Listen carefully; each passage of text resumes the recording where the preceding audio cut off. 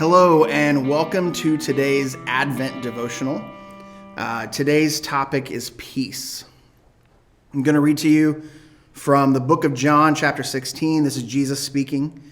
He said, "I have said these things to you that in me you may have peace. In the world you will have tribulation, but take heart, I have overcome the world."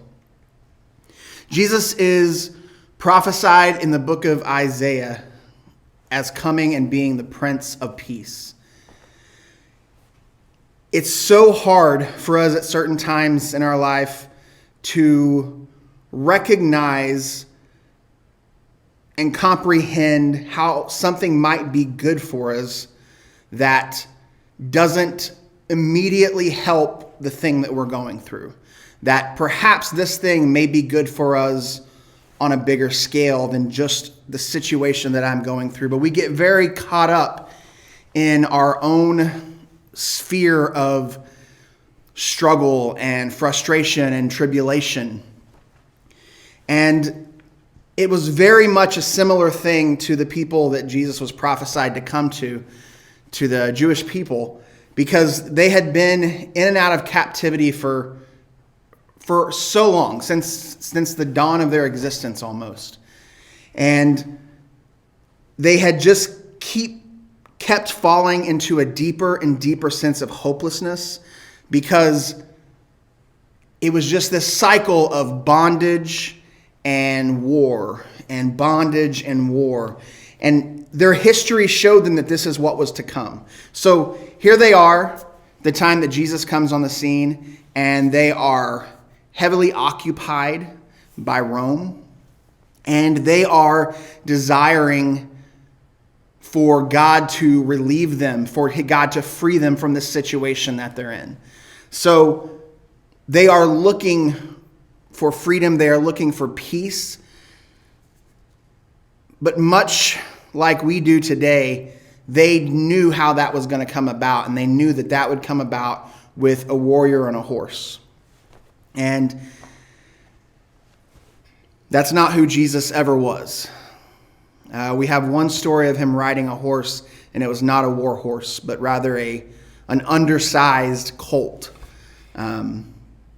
Potentially a comical looking situation, if anything, to have this grown adult person coming in on this colt.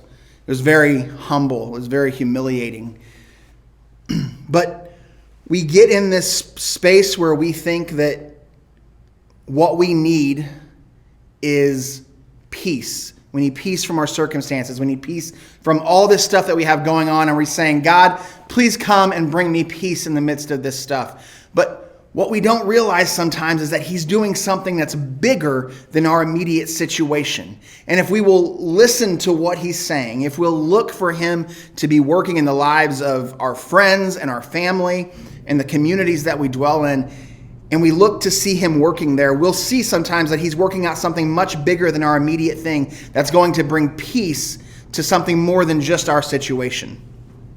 The Prince of Peace did not come into this world to cast down our mortal enemies and make us a victorious conqueror.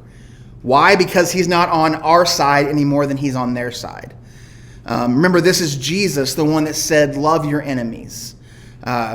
So the only thing that he has come to destroy is our religious dogma, the enemy that we have, that we allow within our own minds and our own hearts, that says you're not good enough, you're not worthy, and that's your enemy, you should go and destroy them.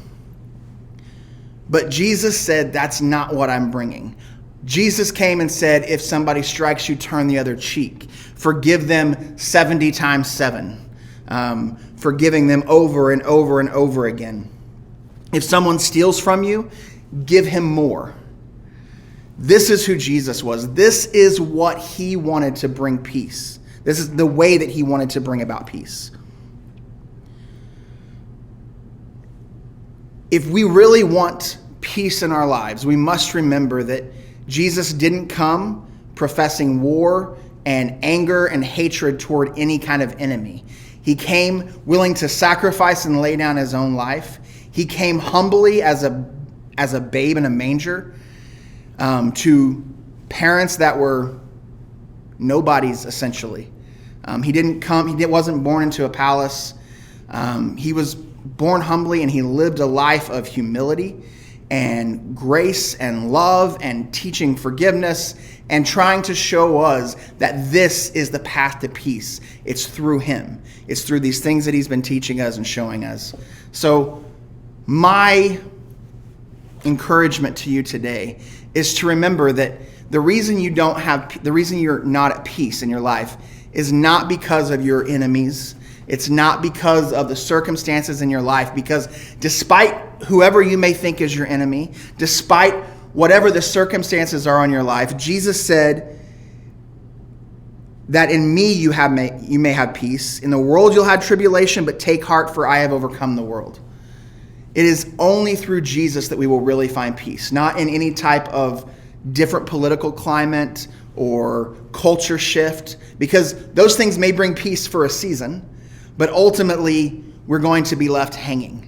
So it's time that we, as the people of God, as we celebrate this time of Advent and Jesus coming on the scene, welcome that Prince of Peace into our hearts, into our lives, and we begin to live out and act out in the way that the Prince of Peace would call us to.